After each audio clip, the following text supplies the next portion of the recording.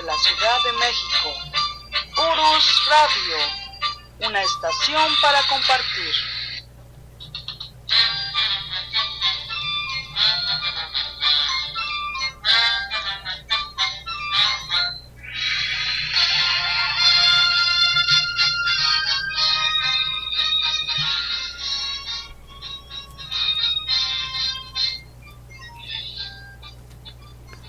Hola, ¿qué tal? ¿Cómo están? Muy buenas noches. Los saludo, soy Doris y estamos transmitiendo en vivo desde la cabina de Urus Radio, su programa de la verdadera historia de México. Hoy lunes 6 de marzo de 2017. Estamos aquí con el profesor Francisco Mendoza. Como ustedes ya lo conocen, es quien nos narra nuestra historia de una manera anecdótica, de una manera a veces divertida, amena. Y por aquí está, vamos a saludarlo. Profesor, ¿cómo está? Buenas noches. Licenciada, muy buenas noches, con el gusto de estar con todos ustedes. Un lunes más, licenciado, con un nuevo tema y esperemos que sea de su agrado. Un abrazo para todos ustedes que nos escuchen. Sí, pues el tema de hoy son pueblos indígenas en la historia de México. Es un tema muy extenso. Vamos a ver si podemos terminarlo en un solo programa. Y pues bueno, antes de comenzar, vamos a ver que ya tenemos a alguien aquí en el chat. ¿Quién será? Es Chucho León. Es la primera vez que, bueno, te leemos en vivo. Dice, saludos, es la primera vez que los escucho en vivo, pero los podcasts ya los estoy escuchando. Felicidades. Pues gracias, un abrazo, Chucho León, bienvenido. Sí, y aquí bienvenido. Estamos todos los lunes, ya nos encontraste. Aquí estamos todos los lunes a las 10 de la noche transmitiendo. Bueno, y también tenemos en Spreaker algunos mensajes, profesor. Se los leo rapidísimo porque el tiempo se nos va. Claro. Es primero Enrique Dávila, la semana pasada, dice, escuchando la repetición desde Chihuahua. Enrique Dávila, le mandamos saludos. Así es, de hecho lo tenemos en nuestra lista de saludos del día de hoy. Ah, muy profesor bien. Enrique, profesor de educación física, por cierto. Ah, buen amigo bien. de allá de Chihuahua, un excelente anfitrión cuando estuvimos por allá. Bien, colega, saludos. Y bueno, también está por acá Marcial Ramírez, dice, hola, buenas tardes, los he venido escuchando hace bastante tiempo y me animé a comentar hoy día. Dice así, muchas felicidades por tan buen programa, me agrada mucho escuchar al profesor Francisco Mendoza y claro a Doris con sus temas bien variados. Sigue él mismo y dice, solo una opinión, profesor, los antiguos pobladores de la náhuac no tenían dioses, eran representaciones de las cosas que nos rodean, representaciones de la naturaleza, ni dios de la muerte, ni dios de la lluvia, etcétera, etcétera. Ese pensamiento lo trajeron de Europa. Ellos sí tenían y tienen muchos dioses y santos. Ellos, al no entender la cosmovisión mexica, así como muchas cosas, dijeron que éramos adoradores de 1000 cosas, de dioses. Es una de tantas mentiras que han venido diciendo para desprestigiar y, claro, justificar la invasión que sufrieron los antiguos pobladores de la náhuac. Esto he aprendido por medio de libros escritos por maestros que han hecho investigaciones profundas, por ejemplo, Arturo Mesa Gutiérrez, Xoconostle Gomora, doctor Ignacio Romero Vargas, Iturbide, etcétera. Además, algunos maestros de la tradición oral de la Mexicayotl. Sí es así, ¿verdad? Así es. Ok. Pues agradecemos el comentario y a ver, vamos a aclarar esta parte. Tienen la razón, o sea, no lo vamos a discutir, tienen la razón. El concepto, o muchos de los conceptos que se utilizaban aquí en México eran muy distintos a los conceptos españoles. Desgraciadamente heredamos gran parte de esos conceptos erróneos. Platicábamos la semana pasada, por ejemplo, no entendíamos nosotros en el Antiguo México que alguien perdiera la libertad, no teníamos cárceles, ¿sí? O sea, eran conceptos distintos que a lo mejor a los ojos de gente del siglo XXI nos cuesta un poquito de trabajo no entender que ellos no lo entendieran. Pero estamos totalmente de acuerdo, el concepto de deidad como Dios, ¿sí?, como un Dios rector, como un ser divino, como un ser todopoderoso, no se tenía en el México antiguo.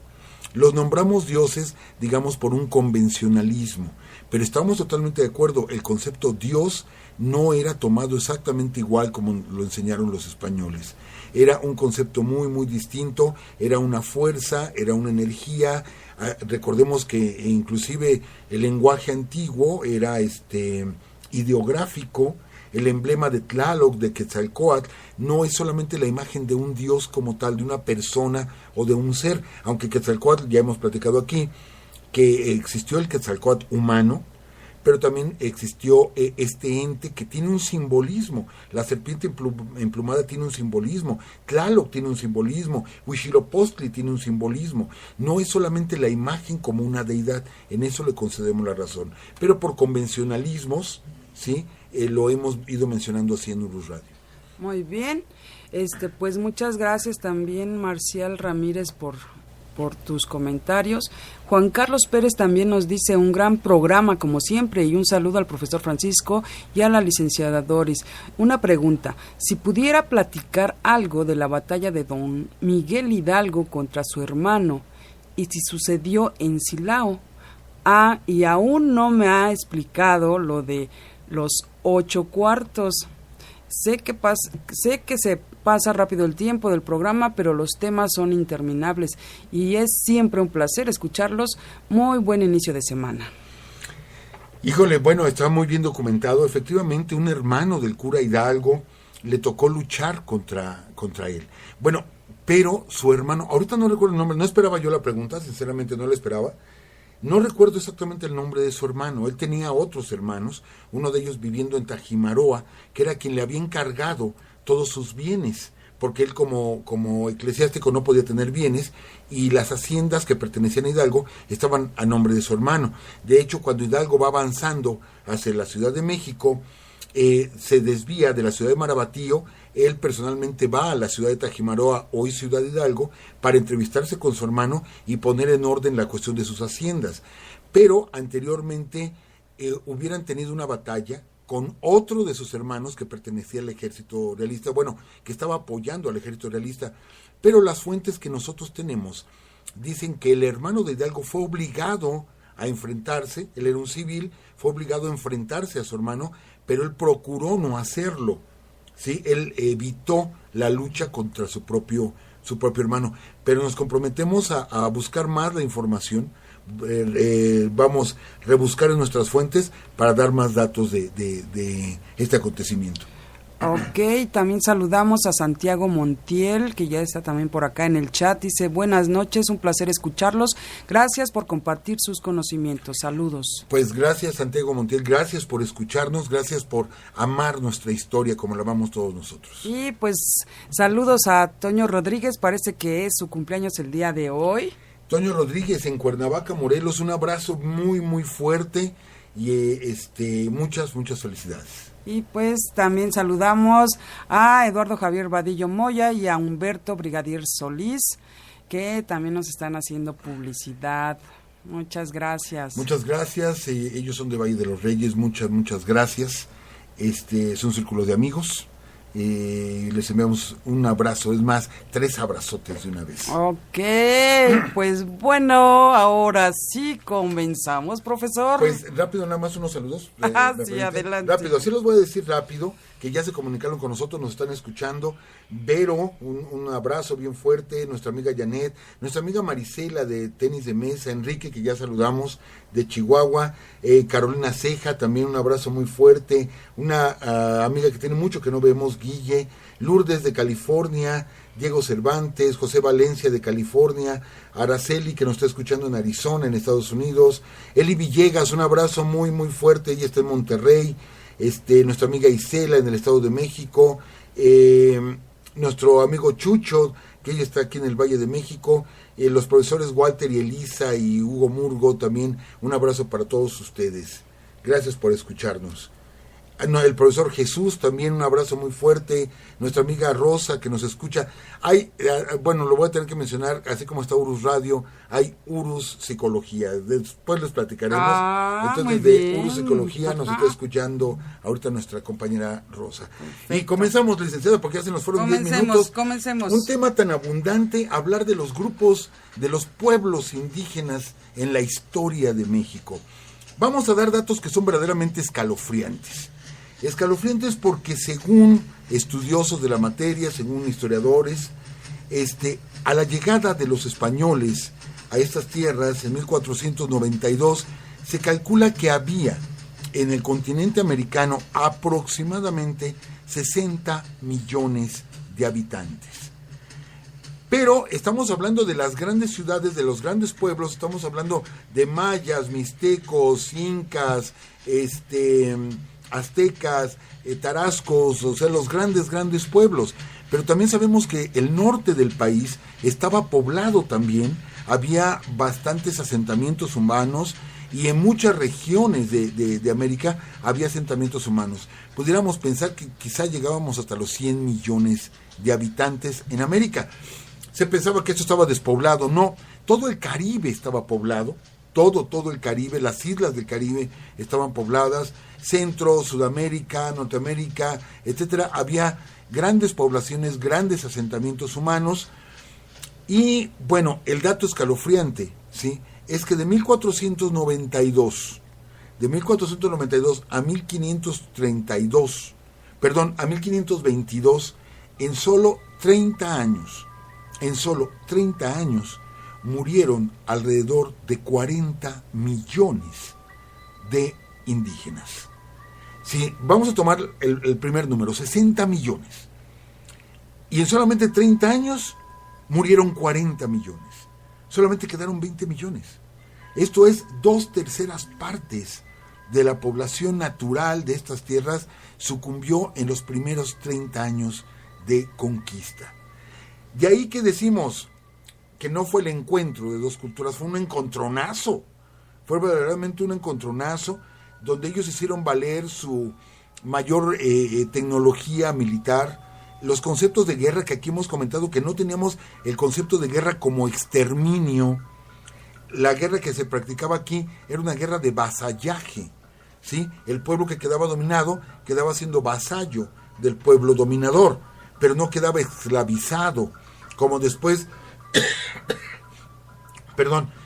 los españoles harían con nuestros pueblos, esclavizarlos, a tal grado, y eso lo hemos comentado en Urus Radio, que la población indígena que quedó en 20 millones, no todos muertos por la espada, muchos millones muertos por enfermedades, ¿sí? Las enfermedades que trajeron los conquistadores, no solo españoles, porque recordemos que toda la zona de Brasil, a raíz del Tratado de Tordesillas, que fue una orden del Papa de dividir el continente, toda la zona, del este, de la línea que trazó el Papa, fue conquistada por Portugal, pero aparte llegaron holandeses, llegaron ingleses en el norte, en fin, varios pueblos que vinieron aquí a conquistar. Bueno, no todos fueron por la espada, pero sí por las enfermedades que nos trajeron los europeos. Entonces, 2/3 partes de la población natural sucumbió. Imagínense ustedes la mortandad.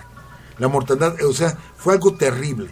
El llegar con sífilis, con gonorrea, con viruela, con tantas enfermedades que no se conocían aquí y que no había manera de erradicarlas, y sucumbieron poblaciones enteras. Pero bueno, ¿qué sucede? Vamos a basarnos en 1521, la caída de Tenochtitlán, no porque sea el único pueblo, pero digamos, como Cortés se encuentra con los aztecas y la idea era dominar al imperio que en ese momento dominaba, que era el imperio mexica. Pero no vamos a olvidar que había muchísimos más pueblos, muchísimos más. De estos pueblos sobreviven gente, obviamente, y no olvidemos este dato que ya pasamos en Urus Radio, hace ratito se me fue, no lo comenté bien. Para un siglo después, la población indígena no había crecido. Es más, decreció, ¿sí?, la población indígena. ¿Por qué? Y esto es real, totalmente real. porque los mismos mexicanos, los mismos peruanos, los mismos centroamericanos o caribeños no se querían reproducir. Esto es, los obligaban muchas veces estar en un estado de, ¿cómo se dice? Mancebo, amansamiento, creo se menciona dentro del argot católico. Esto es, se les obligaba a tener una pareja como si fueran animales, o sea, animales, cruzar al macho y a la hembra, como rentar un toro semental para que se cruce con las vacas o un caballo para que se cruce con las yeguas. De tal manera se implementó en muchas zonas de América, se implementó esta, pues ¿cómo podemos decirlo? Esta manera de tener progenie, de obligar a que los naturales tuvieran hijos para poderlos esclavizar, porque no querían tener hijos sabiendo el futuro que les deparaba, que iban a ser esclavos, iban a ser humillados, iban a ser vejados, su dignidad por los suelos, que mejor decreció la población indígena. Podemos decirlo de otra forma, se estaba suicidando la población indígena, prefiriendo, insisto, no reproducirse. Y son datos muy fríos, pero son datos completamente reales. Hablar de los pueblos indígenas, pensamos en los aztecas que sucumbieron en 1521. Déjenme decirles que ahorita muchos grupos se autonombran grupos mexicas, ¿sí? Realmente los mexicas fueron prácticamente exterminados. Pocos sobrevivieron, muy pocos sobrevivieron a la toma de la Ciudad de México.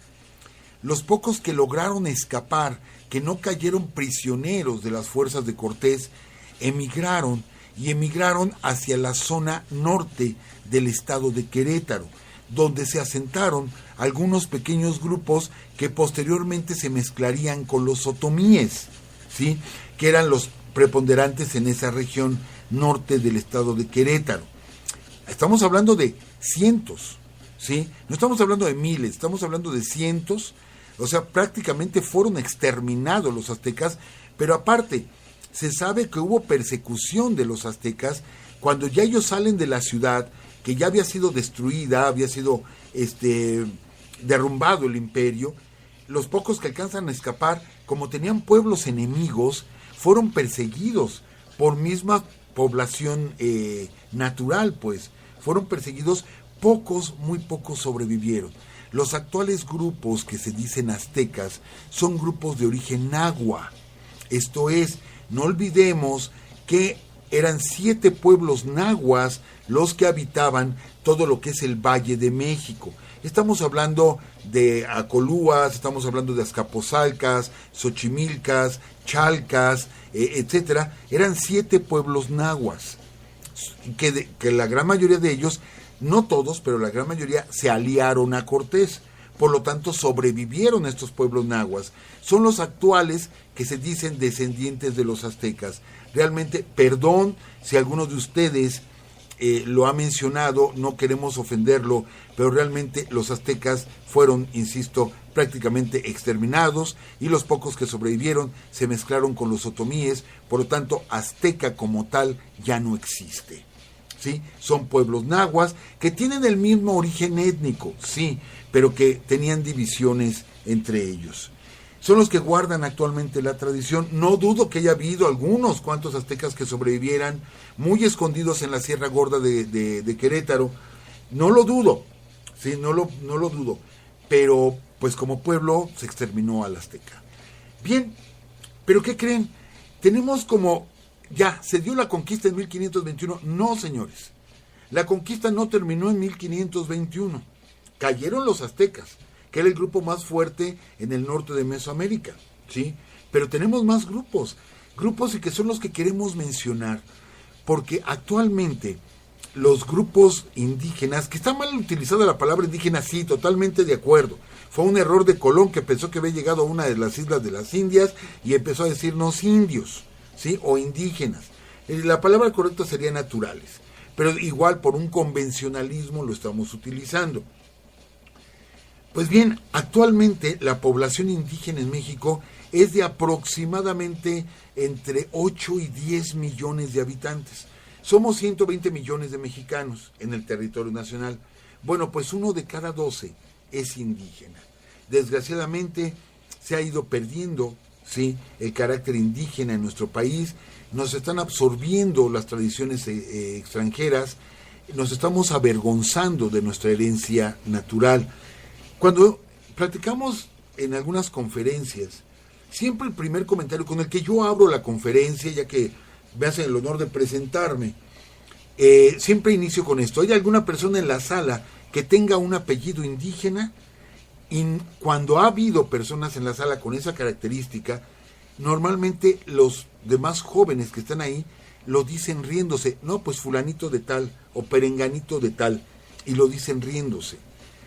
¿Por qué? Porque nos avergonzamos de tener apellidos indígenas. Pero cuando les explicamos que la gente que se alió con Cortés y algunos aztecas, igual que después fueron reconocidos, Cortés hábilmente no acabó con la nobleza mexica, capturó a varios, los tuvo sujetos, no los exterminó y respetó la nobleza náhuatl, ¿sí?, la nobleza de Texcoco, la nobleza de Tlaxcala, etcétera, los respetó. Entonces las familias que provienen de ahí tomaron el nombre como un paternalismo, ¿sí?, tomaron el nombre de la cabeza de esa familia. De ahí que tenemos gente que se apellida Moctezuma. Obviamente son descendientes de la familia del emperador Moctezuma. Y tenemos muchos apellidos indígenas.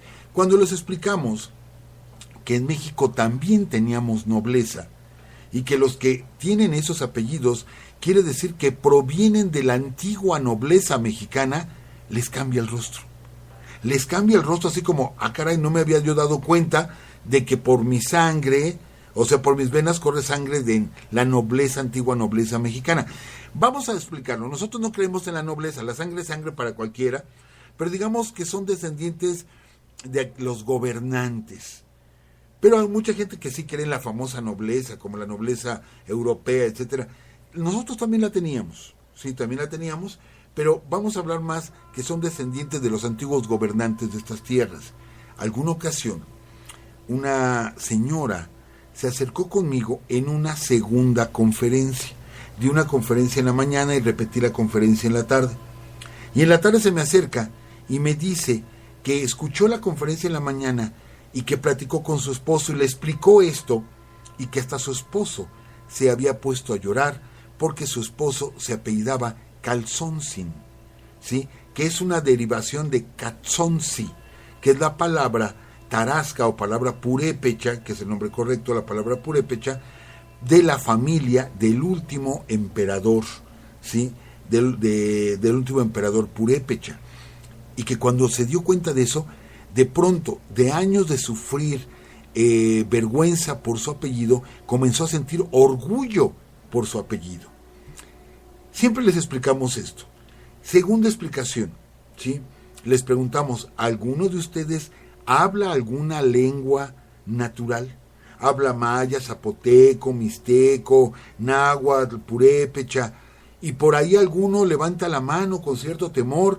Y yo lo que les digo siempre, siéntanse orgullosos, porque aparte del español, ustedes hablan otra lengua, ¿sí?, otro idioma, que no se escribe como el español, que no tiene el mismo concepto del español.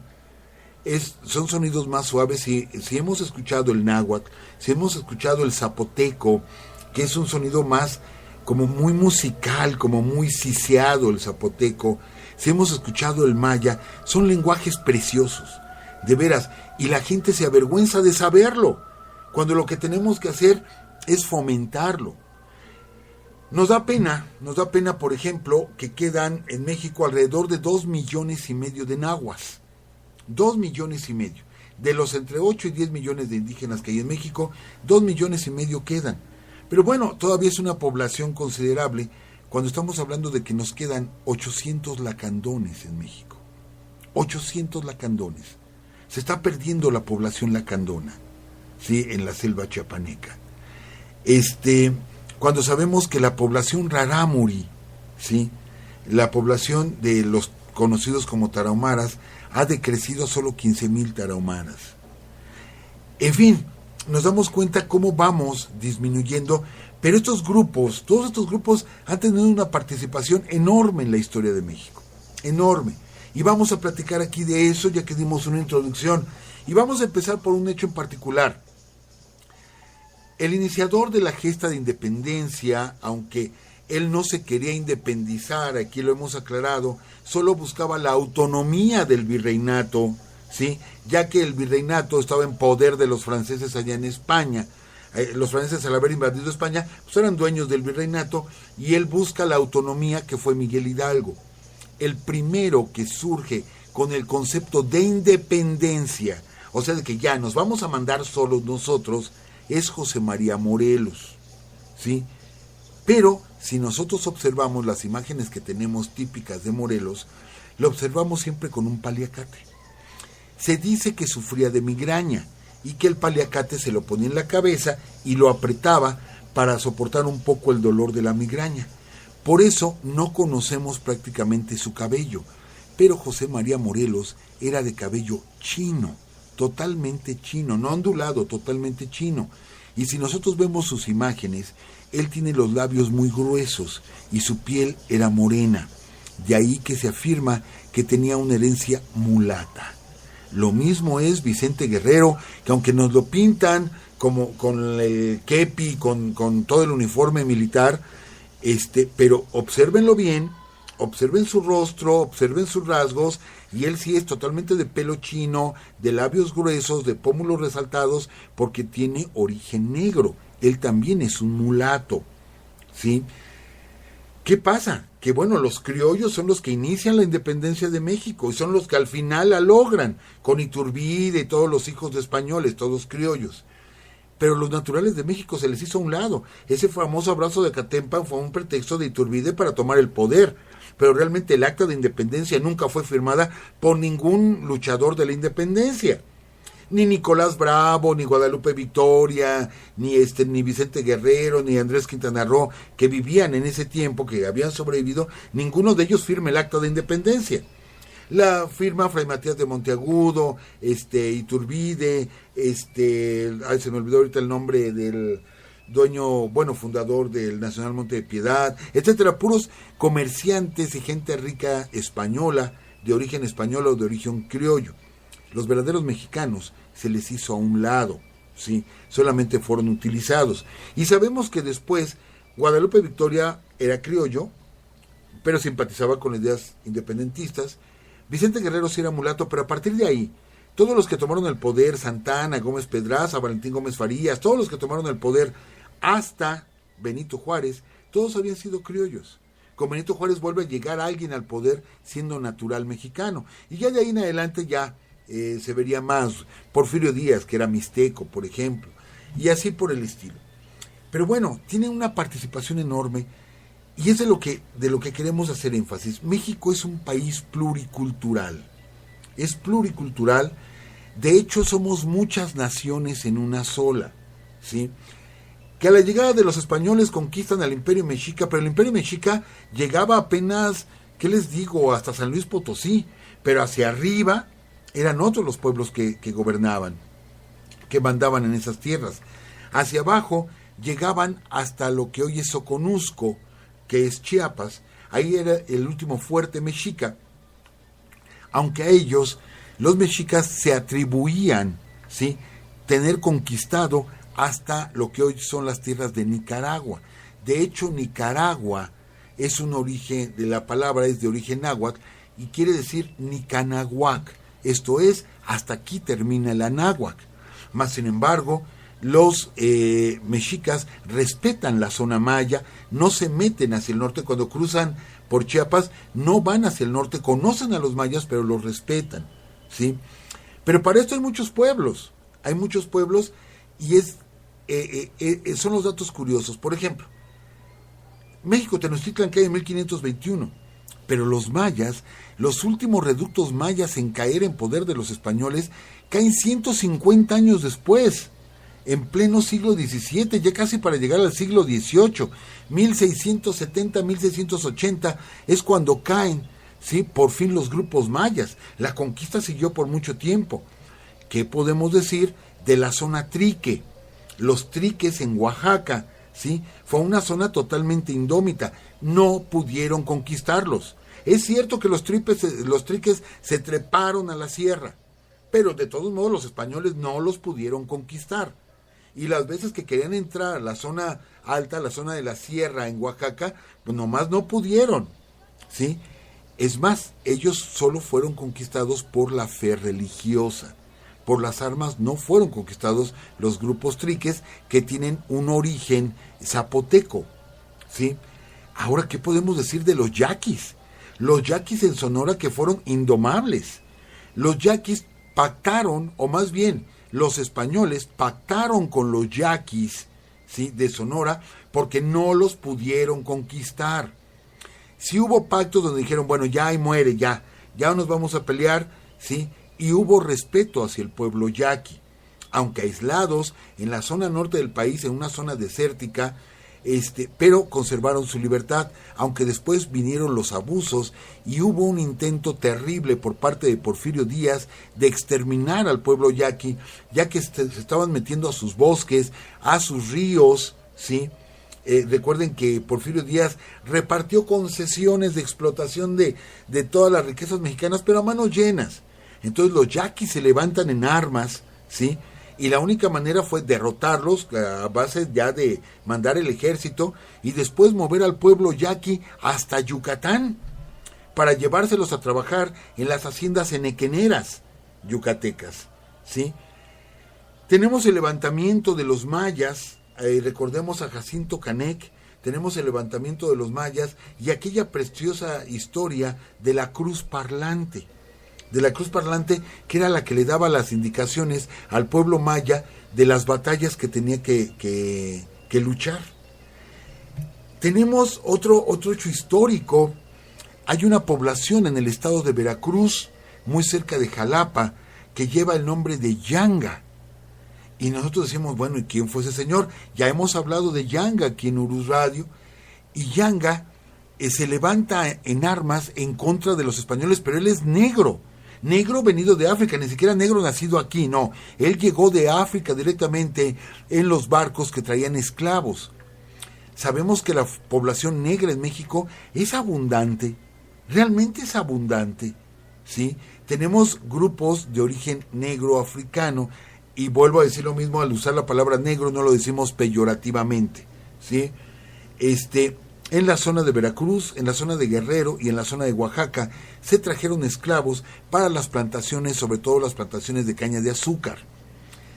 Yanga se rebela, ¿sí?, y se trepa al monte con algunos otros esclavos, y le da de veras mucha guerra al virrey, asaltando las caravanas que venían de Veracruz hacia Puebla, de tal manera que el gobierno virreinal tiene que pactar con Yanga, y se podría decir que Yanga logra la primer ciudad o la primer zona libre de todo América, puesto que él dijo, bueno, voy a pactar con los españoles.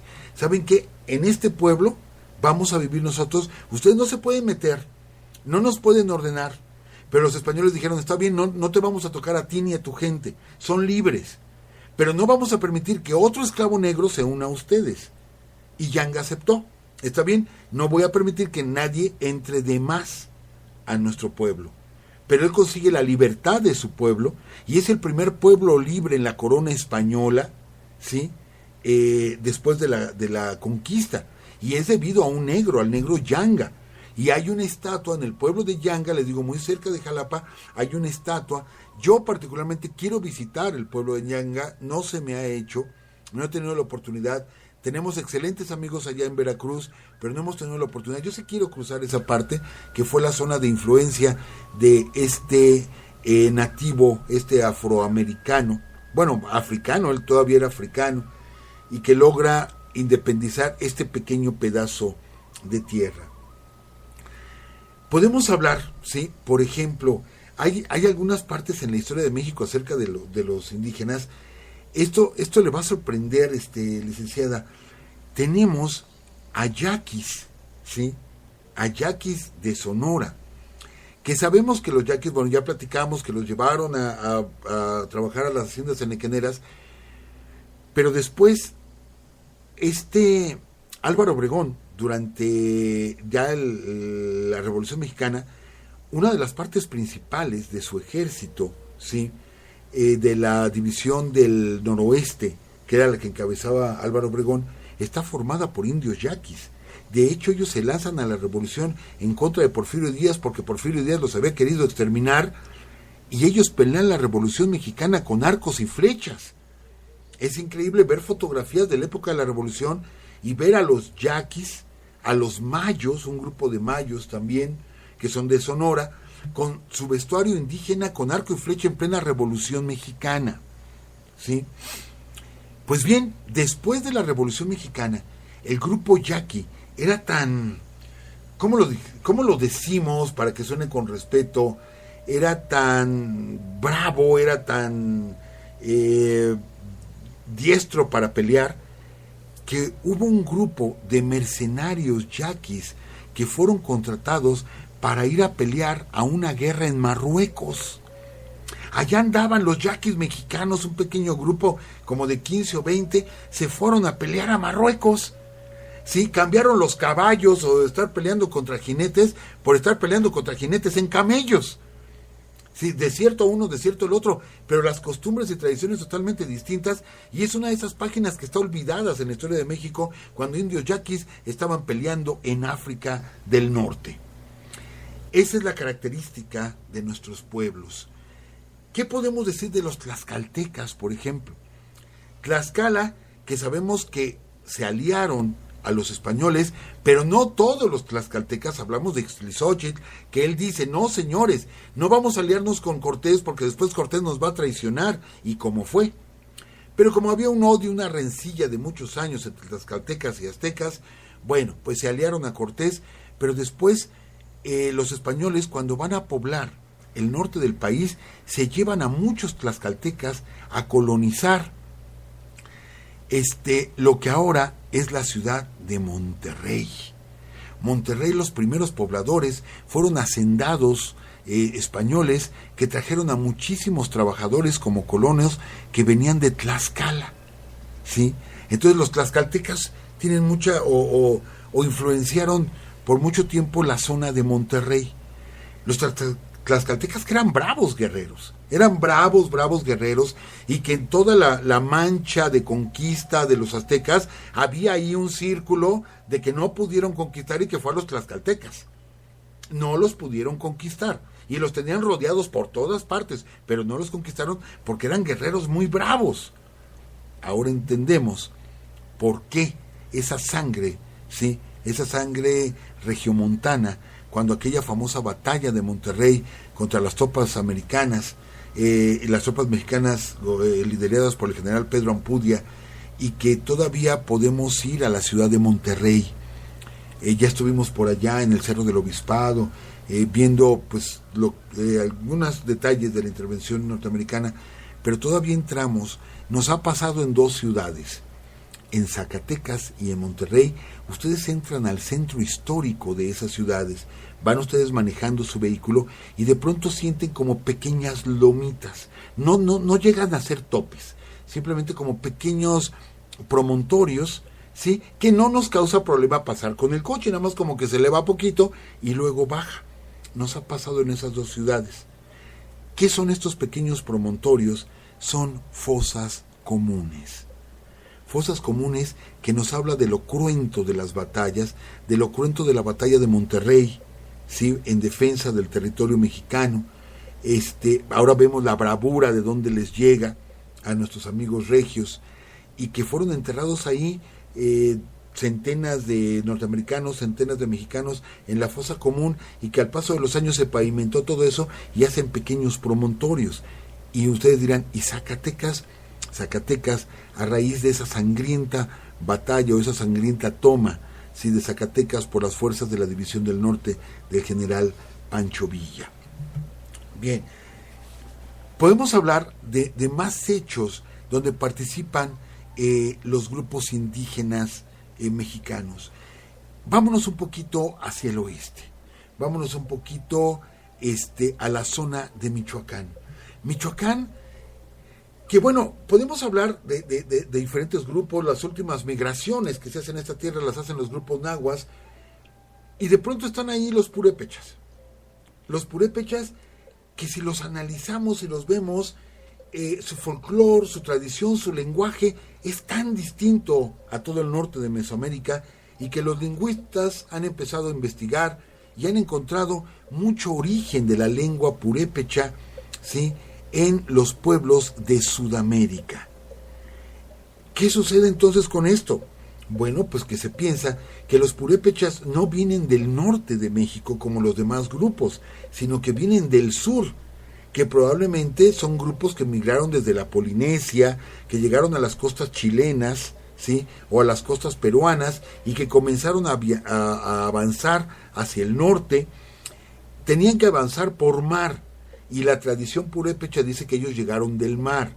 Tenían que avanzar por mar porque cruzar varias partes de Centroamérica es imposible. Es más, el día de hoy, abran ustedes el Google Maps y busquen alguna carretera que cruce Panamá y que los conecte con Colombia, y no existe. El Darién, la zona del Darién en Panamá es infranqueable. Totalmente no se puede pasar. Así no se puede pasar. Entonces, pues menos en aquellos años, entonces tuvieron que haber llegado por mar.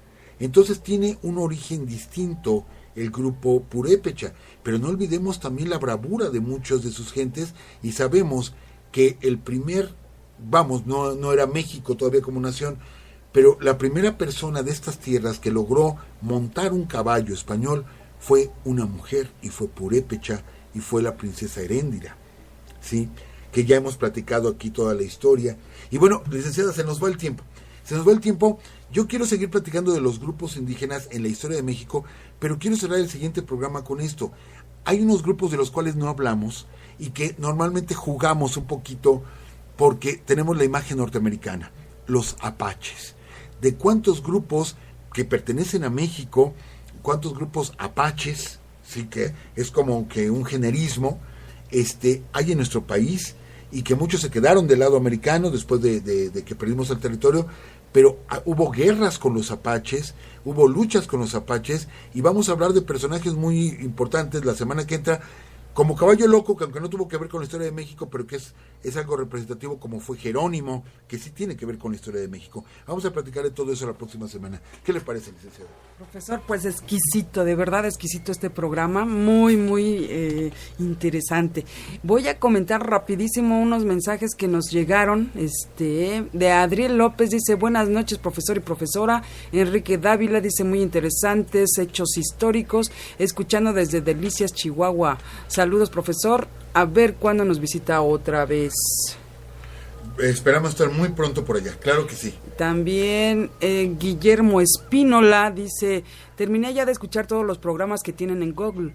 De verdad que estoy muy contento que exista una opción donde se hable de la historia de México en la radio, lejos de aquellas tediosas sesiones que lastimosamente muchos maestros de secundaria y preparatoria nos han endilgado a lo largo de nuestra trayectoria escolar. Podemos tener diferencias en cuanto a interpretación de los hechos históricos, pero creo que esa es la valía de estos espacios educativos, poder escuchar diferentes puntos de vista, pensar en lo que somos desde nuestro origen y sentirnos muy orgullosos de ser la cultura más antigua del continente. Tenemos que conocernos para comprender quiénes somos y quiénes podemos ser, más allá de esas políticas de Estado que quieren convencernos de que somos un pueblo sin historia, sin raíces, sin valores, sin cultura. Licenciada Doris, sé que usted propició este espacio por lo que he escuchado en los programas pasados, y quiero agradecerle estos espacios que tanta falta hacen en nuestra vida cotidiana. Les mando un abrazo muy apretado y mi reconocimiento por lo que todos los lunes han sido un remanso de historia. Su amigo Guillermo Espínola. Por cierto, seguimos en el plan de recorrer el Centro Histórico de la Ciudad de México, ¿cierto? Sí, cierto. Un abrazo, caray, qué palabras. O sea, esto nos motiva bastante. Muchas gracias por sus comentarios. Perdón por acelerarme, pero ya no tenemos tiempo. Profesor, hablando del paseo, ¿ya nos puede dar una fecha antes de terminar? Tenemos que hacer la solicitud para visitar el techo de la Catedral Metropolitana. Teniendo ese permiso, ya les damos una fecha. Bueno, pues entonces nos retiramos. Que estén muy bien, cuídense mucho. Ya no queremos que nos corten, así es que por acá los esperamos el próximo lunes Hasta luego, vamos a ver nada más aquí, si no hay alguien por acá. Eduardo Javier Vadillo Mora, que no lo hemos visto para entregarle su libro, pero lo hemos buscado, ¿eh? Bueno, que estén muy bien, hasta luego.